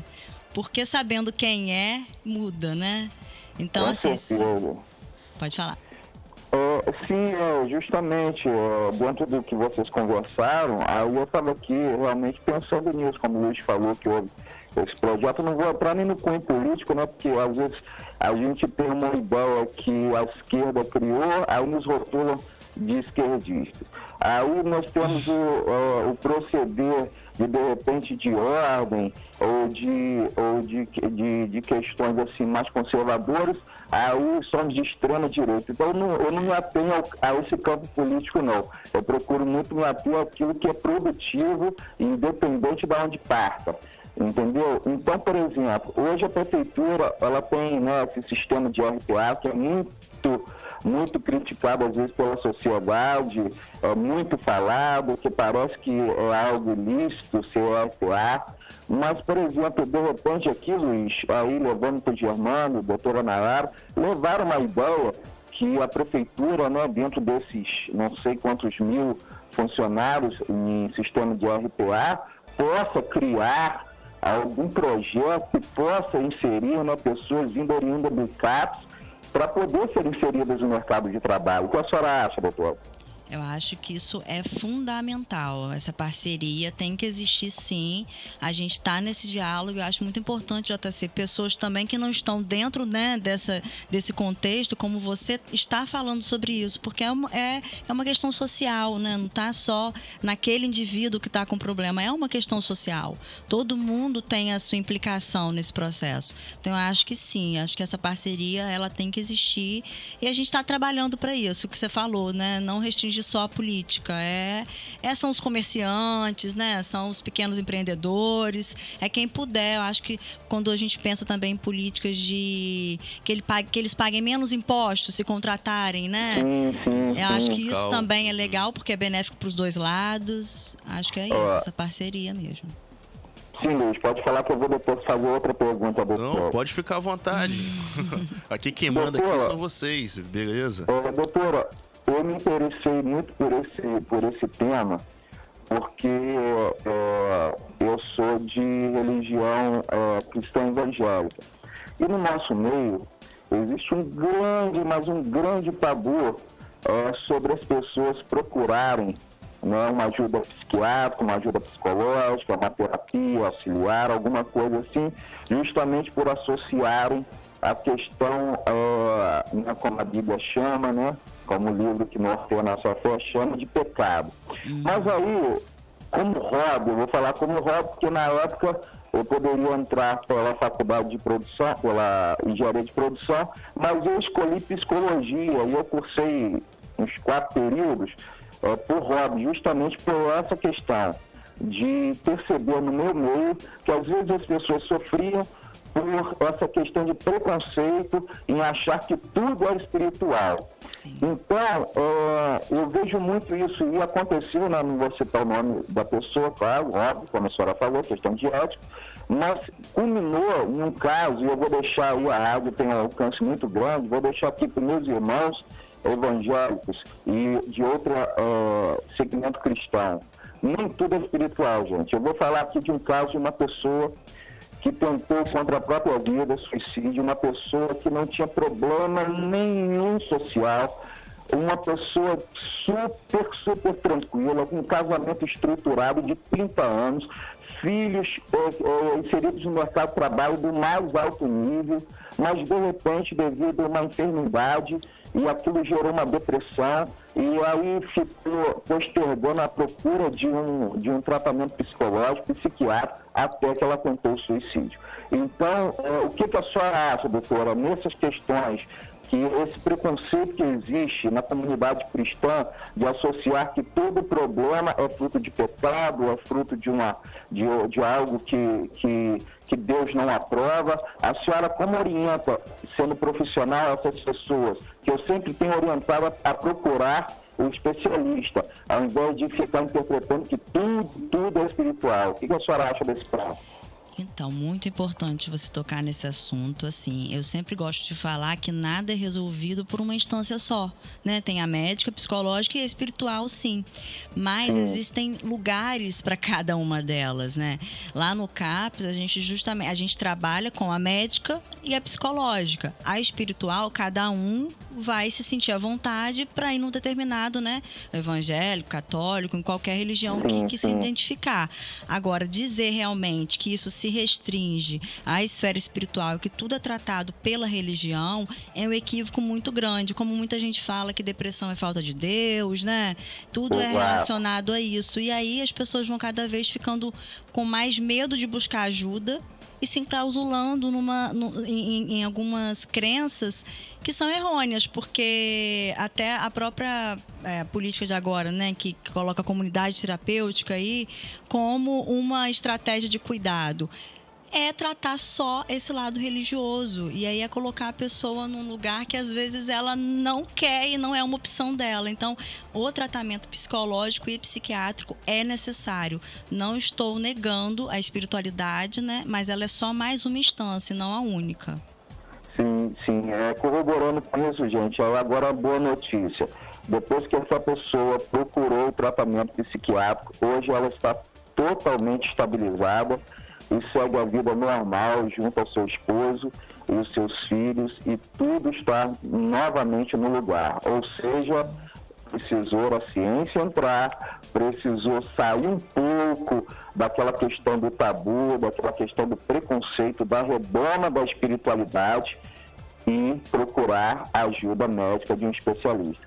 Doutora, para terminar agora, e Luiz, falando sobre esse tema da questão social, do ambiente em que nascemos, e que, né, como a sociedade diz que nós somos frutos do convívio, e realmente essa questão, como você falou, ambiental, sanitária, isso realmente é um fator complicador. Doutora, eu nasci no Rio de Janeiro, fui criado dentro do morro, com os meus irmãos negros, e é por isso que eu digo, às vezes as pessoas rotulam muito pelo aquilo que ela vê, não por aquilo que ela conhece da pessoa. E quando me vem, me chamam de playboy. Porque apesar de eu ter nascido e sido criado no morro, junto com meus irmãos negros, passando todas as dificuldades de fome, de promessa de despejo para ir morar debaixo do viaduto, eu tenho olhos azuis, pele clara como a da senhora e cabelos louros. E aí eu sou rotulado como playboy que não entende as dificuldades das pessoas que nasceram no morro ou das pessoas que moram em comunidades. E isso é um grande equívoco. Então eu sou também fruto de um lar estruturado, com pais alcoólatras, um irmão que enveredou por meio das drogas. Eu vi toda a terra arrasada que as drogas trouxeram para a nossa família. E por conta disso eu tomei aversão ao álcool e à droga, por eu ter visto, experimentado isso dentro do seio da minha família quando criança. Um irmão meu desenvolveu transtorno explosivo intermitente, outras pessoas, né, da minha família, por conta dessa questão do álcool, né, muito agressiva entre meus pais, geraram também fatores complicadores, mas, como o Luiz falou, essa questão do ambiente, isso influencia muito. E aí, como refúgio, às vezes as pessoas buscam nas drogas, né? Ali, como a senhora falou, às vezes alguém na cervejinha, eu, por exemplo, sou viciado em duas coisas, na minha esposa e em café. Esse café que foi proibido, hoje eu estaria, né, inserido também no meio das drogas ilícitas, como o álcool foi no passado. Mas essa questão, o que a senhora acha, o que a senhora sugere em relação a essas questões de política social, essas pessoas que vivem... Amanhã, inclusive, eu vou estar fazendo um experimento social com um amigo meu, dentro dos ônibus, justamente sobre isso, de rotular as pessoas. Por quê? Há alguns dias atrás, né, derivado de acidente, eu não estou podendo dirigir, alguns dias atrás, pegando muito transporte público, um irmãozinho subiu para vender a sua balinha, vender o seu amendoim, e ninguém comprou, e a pessoa que estava ao meu lado, disse, eu não suporto isso e tal, e o menino, eu comprei ali, dei ainda mais 5 reais. Eu estou falando isso para vanglória não, porque só mesmo para relatar o experimento social.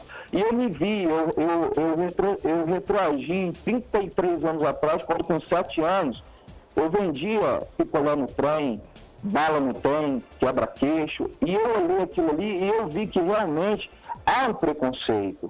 Aí aquele menino desceu chorando, um jovem dos seus aí, 17 a 18 anos, desceu chorando, entendeu? Ele me agradeceu, ainda falou em alto e bom som, negro.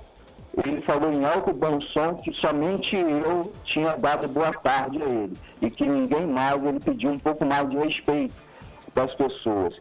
E aí, isso é um fator, a senhora pode desenvolver, depois eu vou desligar, isso é um fator, mas é uma questão de escolha, mas isso sim, a questão onde mora, uma falta de emprego, falta de oportunidade, é sim um fator incentivador para as pessoas para se inserirem no mundo das drogas, ou não é? Sim, você falou muita coisa importante, JC, justamente assim, eu gosto de falar como às vezes a mídia também impõe como se fosse só uma questão de escolha, né? Você quer, você pode. E não é bem assim. Cada um tem um leque de possibilidades dentro do seu contexto. Tem gente que consegue alçar voos grandes, né? Num contexto pequeno, sim, mas é muito mínimo. É muito difícil, como você falou, você está numa realidade de preconceito, de discriminação e você conseguir transcender aquilo, né? Pelo contrário, você consegue olhar, não, realmente o que tem pra mim é isso e é isso que eu vou viver. Por isso que eu fico muito triste quando fala que no Brasil não existe, né, racismo, não existe nada disso. E a gente vê quantos negros e quantas pessoas de periferia estão dentro de uma faculdade, estão, né, inseridas nesse contexto. Então, realmente, assim, eu sinceramente eu fico até meio perdida em dizer o que deve ser feito, porque é tão difícil, né, a gente falar. Em pleno 2020, praticamente, nós temos que estar falando sobre ainda nessa questão de preconceito, algo tão, um sentimento tão, né, eu sou casado com uma mulata, posso dizer, entendeu? Então, eu vejo isso às vezes acontecer. Alguns dias, quando entramos numa loja para comprar uma roupa, até uma jovem se aproximou e eu vi um certo tipo de receio, né? Aí eu cheguei perto e tal, aí eu vi o tratamento diferenciado. Então eu estou falando justamente isso, não é? Você não pode falar de algo que você não vive. Não, eu vivo sim, eu nasci no meu, a maior parte dos meus amigos são negros, eu que sou casado com a mulata. O meu sogro realmente é negão, talvez o Bolsonaro não seja na realidade, mas o meu é assim. E então eu sei a realidade da questão da periferia, não sou playboy e infelizmente, como a senhora falou, ainda há preconceito sim em todos os aspectos, quer de cor, quer de classe social, quer numa vertente dessa como um problema psíquico. Infelizmente, ainda em todas as esferas há o preconceito e precisamos, com toda a força, combater esse preconceito, não com violência, mas com atitudes que possam realmente confrontar algo tão negativo que ainda, infelizmente, impõe na nossa sociedade. Que Deus abençoe, parabéns pelo programa, obrigado pela oportunidade, Luiz, manda um abraço para Germano, Sol, Giovanni e doutora. Siga em frente e não desista nunca. O seu papel é muito importante. Faça abraço, Deus abençoe o sucesso. Muito obrigado aí, JC. Um abração aí. Falou. Baixada na Rádio Aurora. Beleza. O JC é um amigo nosso aqui, né? Diversas vezes ele já esteve aqui na rádio, né? Discutindo variados temas, né? Ele entende muito de saneamento básico, né? Porque ele trabalhou na empresa concessionária de águas e esgotos daqui da cidade, né?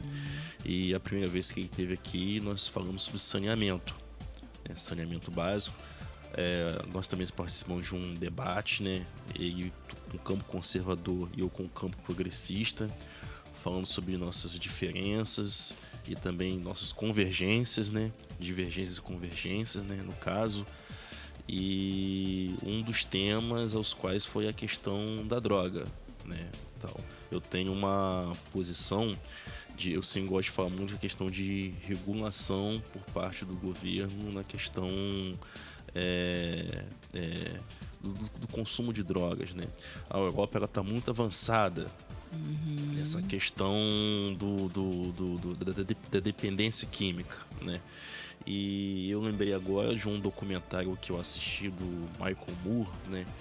Que esqueci o nome do documentário, tá no... Não sei se pode falar aqui o nome aqui, tá naquele sisteminha lá, né? Começa com N e termina com X. Eu sei que tem net, né? Tem net e termina com X lá, né? Que ele vai a Portugal, ele conversa com 2 agentes de segurança, 2 oficiais, né? Policiais, e eles falam sobre essa questão, como Portugal hoje lidar com as drogas, né? E o curioso que eu me lembro que foi num governo conservador em Portugal que se discutiu a questão do uso regulado, a legalização do consumo de drogas, né?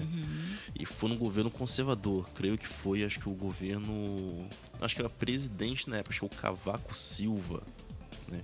Eu acompanho um pouco assim política internacional. Eu sou meio Caxias. Sou meio Caxias. Então, assim, num governo conservador, né? Governo do PSD e CDS, né? Para ver como que muitas vezes você tem um governo conservador em determinado país, mas há o entendimento também da questão do indivíduo. Entende-se o indivíduo. Entende-se o indivíduo. Aqui no Brasil, acho que, fazendo aqui uma crítica aqui, falta um pouco aos nossos conservadores de entender que determinadas questões elas têm que ser discutidas, né? Tá para ser discutida no parlamento, tá para ser discutida em audiência pública, seja no legislativo municipal, seja na Assembleia Estadual, seja na Câmara dos Deputados, no Senado, tá aí para ser universidades, tá aí para ser discutido, né? É uma forma da gente também poder dizer que não se resolve com cadeia. Sim. Não se resolve com cadeia. Exatamente. Quando você fala da Europa, todos os países ao nosso redor estão nesse caminho, né, da legalização, da descriminalização, da regulação, e a gente está num caminho contrário. De um tratamento forçado, de uma imposição, uma exigência de abstinência, sendo que isso é hipotético. Viver sem drogas é hipotético, né? Então, é mais fácil falar sobre isso, conscientizar. Acho a importância também de, desde a escola, né? Desde novo, entender, né? Essa guerra às drogas, esse diga não às drogas, já se provou que não funciona. Não. É uma guerra às pessoas. Droga, né? Não é uma guerra às drogas. Então, esse diga não, nenhum adolescente vai deixar de usar droga porque falou, não, diga não à droga. Então, vamos entender que riscos ela traz, o que ela pode trazer de consequência para a sua vida.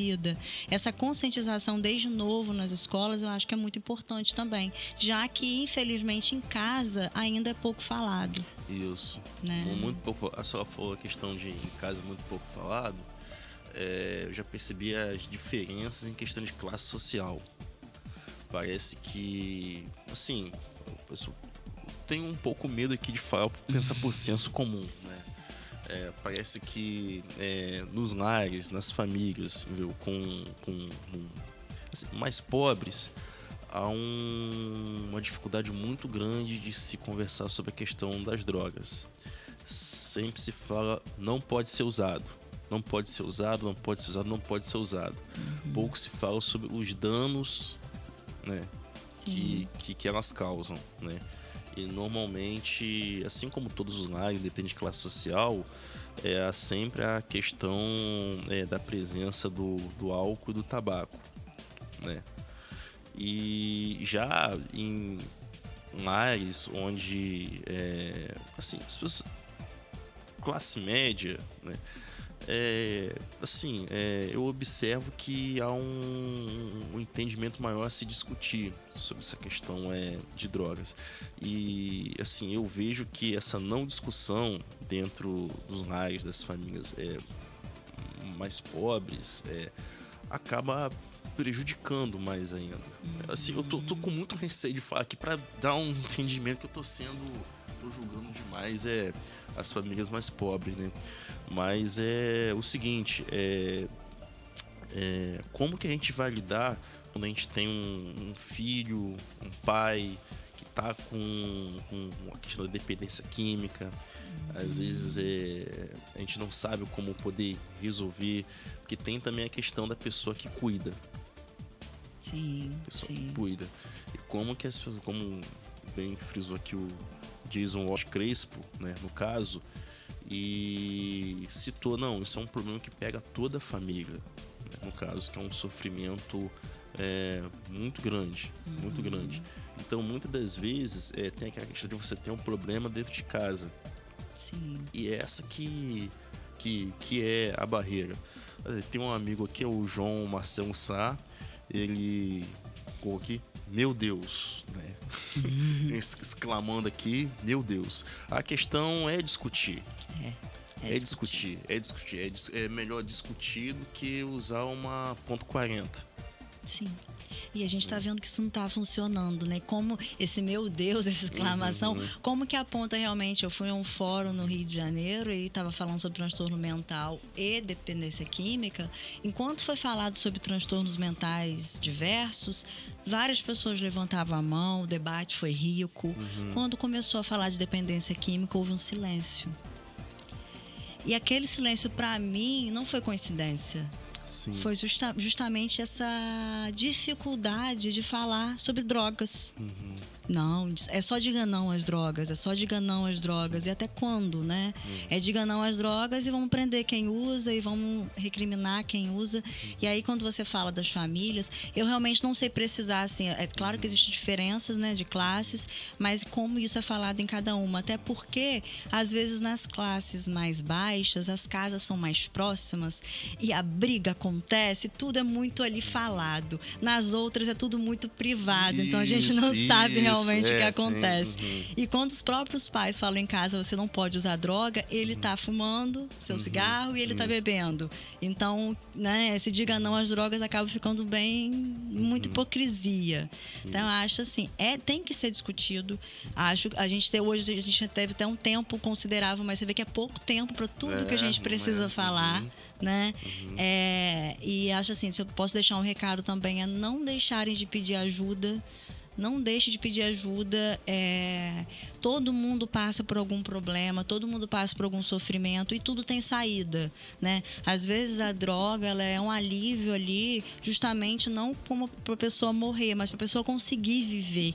A droga ocupa esse espaço. Só que chega um momento que ela ocupa um espaço muito grande e aí você não vive mais. Você fica tutelado pela droga. Então essa é a hora de você pedir ajuda. Ou não, você tem um uso problemático que às vezes para outras pessoas às vezes nem é abusivo, mas para você é.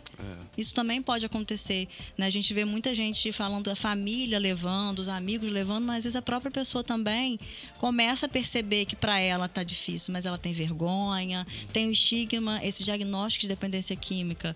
Você vê que eu falo pouco dependência química, porque eu acho que é um diagnóstico que reduz. E quando você é reduzido a esse diagnóstico, você não é mais o Luiz Henrique, você é o dependente químico. E aí eu sempre pergunto, você assina como? Você assina dependente químico ou você assina o seu nome? A dependência química ou o uso problemático é mais uma característica sua, não te reduz a isso. E é isso que a gente faz o tempo todo no CAPS, esse trabalho com a pessoa como ser histórico, cultural, social, e não como único ali, só naquele mundinho biológico, né? Mas aí voltando no caso europeu, eu costumo ficar assim, maravilhado com os índices, né, baixos de violência na Europa. E vemos que a questão do consumo de drogas saiu da esfera criminal, assim. Então, algo também relacionado. Para quem não sabe, em Portugal, precisamente Lisboa, eu vi uma reportagem no site muito interessante, que é uma comunidade, né, em Lisboa, e que moram lá descendentes de cabo-verdianos que imigraram para Portugal. E assim, parece uma comunidade, parece que tá no Rio de Janeiro mesmo. Só que assim, lá é barra pesada, vamos dizer assim. Barra pesada, assim, não é como se chegasse no Rio de Janeiro, mas a situação lá é mais barra pesada. E assim, há problemas, né, de violência, mas mesmo assim a gente vê que, como saiu a questão da droga da esfera criminal, você tem baixos índices, né, de homicídios, né, baixíssimos índices de homicídios por questão da droga. Então é uma forma também da gente poder discutir uma nova política sobre drogas. Sim, que você vê que em todos os lugares que elas foram reguladas e legalizadas não houve um aumento de consumo. Não tem essa relação direta também, né? Da violência também, porque se alguém rouba na rua e é morador, é usuário de droga, né? Toda a violência também relacionada ao uso de droga e... Não, a violência é inerente ao ser humano. Se ele usa droga ou não é uma outra questão, né? A gente está discutindo aqui. Em nenhum momento a gente está fazendo apologia a algo, não, nada. Apologia a nada. Por exemplo, eu bebo álcool, mas eu tô há uns 3 para 4 meses sem abstinente. Beber, sem beber, assim, por opção, porque eu tava tomando uns vinhos aí, tava engordando um pouco, entendeu? Mas voltando, né? A questão é o seguinte, a gente não tá fazendo apologia a uso de nenhuma substância psicoativa, a gente tá falando sobre tratamento. Sim. Estamos discutindo a problemática hoje. Porque uma certa vez um cantor, Sérgio Amorosa, disse: é muito melhor você tratar uma pessoa, entendeu? Com um tratamento do que com um tiro de bazuca. E isso que a gente está vivendo há anos. Eu conheço casos de pessoas, até pessoas de perto, que foram brutalmente assassinadas com problemas com a questão das drogas, da guerra às drogas. Da guerra às drogas. E é muito triste isso, né?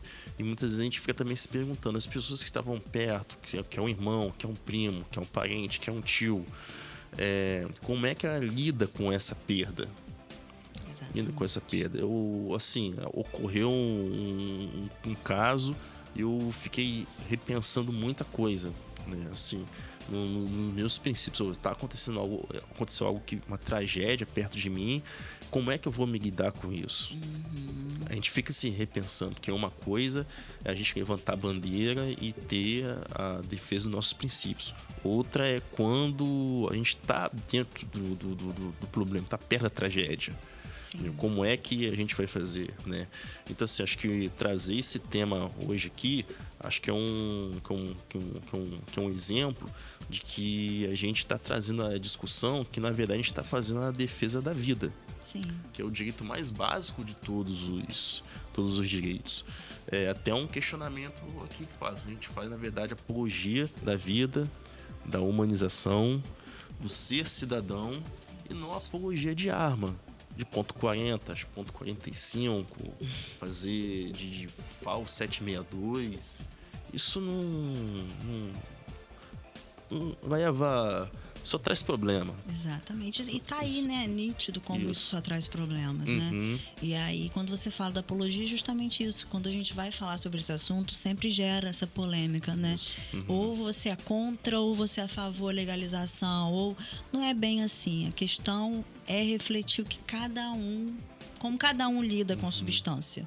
E cada um também se implicar nesse processo. Eu estou julgando fulano que fuma maconha, mas e como eu lido com a substância? Como eu bebo? Como eu faço uso disso no meu dia a dia? Né? Também olhar para si um pouquinho e parar com esse julgamento. E olhar para o outro também, mas como o outro dentro do seu contexto, como você mesmo falou. Você não sabe como você vai lidar se acontecer isso na sua vida. Então, como que você vai julgar com quem acontece, né? Mas aí o João Marcelo aqui, dava novamente um abraço pro João, e ele questiona, né, que droga mata, droga destrói, droga acaba com famílias, né? A senhora citou a questão do álcool. Sim, sim. O cara lá bebe umas, né? E acaba pegando no carro e acontece. Eu falo pra senhora, eu tenho que tirar a carteira ainda, porque eu entrei, perdi, tenho que tirar novamente a carteira. Eu não me vejo apto a tomar uma e pegar o volante. Eu não me vejo apto. Nem se eu pegar o carro daqui e partir pra lá. Não, então, quer dizer, também uma forma da gente também ter consciência disso. Sim. Quando ele fala, né, de diga não às drogas, destrói a família e mata, é um terrorismo que é feito em relação às drogas, que por isso justamente que não é conversado. É só o terrorismo, é só um medo. Não chegue perto. Só que ninguém fala que a droga, se ela existe, se causa dependência a muitas pessoas, uso problemático ou uso recreativo, é porque ela traz algum prazer. E aí falar disso parece que eu tô fazendo apologia, né? Isso. Mas não, é entender que por isso que é preciso conscientizar. Porque você fala pro jovem para sumir da droga, terroriza. Aí quando ele experimenta para ser pertencente a algum grupo, tá no ambiente, ele fala, poxa, é bom. Como que eu vou fugir disso? Então, se tem uma conscientização de que pode ser prazeroso, mas as consequências e os riscos que ela pode trazer, e aí você lidar com isso, é muito mais fácil uma prevenção do que só um terrorismo. Sim, e aqui o João Marcelo aqui, ele chama a minha atenção aqui, ó. Tá atrasado, Luiz. É ponto 50, não 40. Eu tô por fora. Olha, se botar mais um aí, vira um 51, entendeu? Mas é pra ver que eu não conheço nada de arma. Assim, eu servi o exército. E lá nós... Navalinha. Eu servi o exército. Oi? Não, só botei a mão lá no FAL 762. Porque depois que eu saí do exército, eu falei pra mim mesmo, nunca mais eu vou pôr a mão em nenhum tipo de arma de fogo. Em conhecer arma de fogo.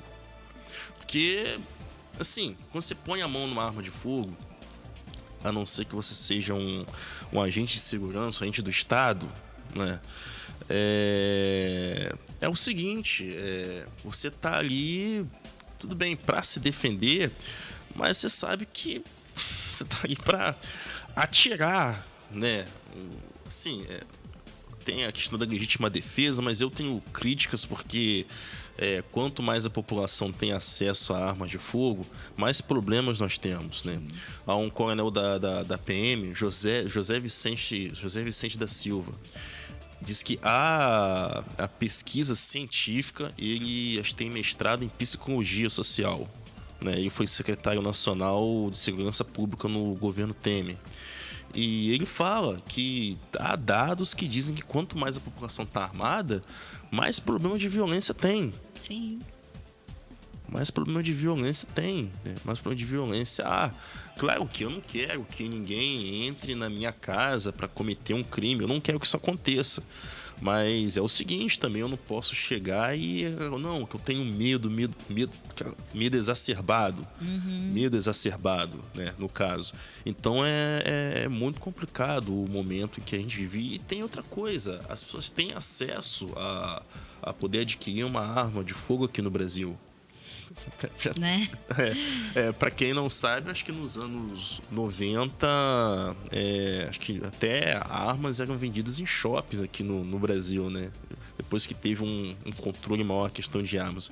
Nos Estados Unidos há uma há uma dificuldade danada de ter controle do acesso às armas, né? Lá. Estamos aqui nos nossos minutos finais e fazermos as considerações aqui, e a senhora pode começar, beleza? Sobre isso que você está falando, sobre as armas, eu acho que é um outro tema, né, importante para ser trazido também, que essa violência por violência não chega a lugar nenhum. E agradecer o convite, acho sempre válido falar sobre esses assuntos polêmicos, né? Que muito poucas pessoas, até na própria área da psicologia, querem lidar com a saúde mental, querem lidar com a dependência química, porque é entrar num ambiente que você vai ter que olhar para o outro, que você vai lidar com questões muito sérias da vida do outro, e que para você às vezes tem um preconceito muito grande de não, diga não às drogas. E quando eu imponho ou proponho que alguém precise parar, gente, de usar alguma substância ou reduzir, porque eu acho que não é bom para ela, a gente está conferindo o nosso sentido para a vida dessa pessoa, o nosso significado. Então é muito mais importante a pessoa falar da vida dela e a gente construir estratégias juntos, do que simplesmente eu impor e exigir algo que é bom para mim, né, que eu vou ficar em paz. Então é isso, eu acho que é menos julgamento, mais acolhimento. Isso. E o CAPS AD está de portas abertas todos os dias de 8 às 5 para receber quem precisa de ajuda. Aí, viu, pessoal? CAPS AD todos os dias, isso, de 8 às 5 da tarde. Rua José do Patrocínio, 102. Rua José do Patrocínio, 102, em frente à UF, ao lado do Hospital Dr. Beda. Isso, né? Isso mesmo. Aí é isso, pessoal. Nós aqui da Rede Aurora de Comunicação temos sempre a questão de levar a população os seus direitos. E, mais uma vez, termina aqui o programa Voz de Campos, né? Nosso quadro Conversando com o Povo, né? E conversamos hoje com o JC e com nossos caros amigos aqui, que o Daniel Carlos acabou de entrar, dar um abraço. E o João Marcelo Sá aqui também, que, assim, falando sobre a questão do PROERD, né, que é um programa de erradicação de drogas, né, no caso. Mas a gente já nos minutos finais aqui, e também o Leirieste Oliveira da Silva acabou de aderir, muita gente entrando aqui agora, mas nós voltamos, né, voltamos não, desculpa, gente, perdão. Nós estamos terminando aqui mais uma vez o programa A Voz de Campos. Estamos de volta amanhã, quarta-feira, e o Conversando com o Povo volta na próxima terça-feira, aí levando temas imprescindíveis. E, como sempre, usando aí o bordão do Germando Santos, mas antes, usando aí o nosso bordão aí que vem do Racionais MCs, né? Você é do tamanho do seu sonho, e já deu tudo certo. Valeu! Obrigado!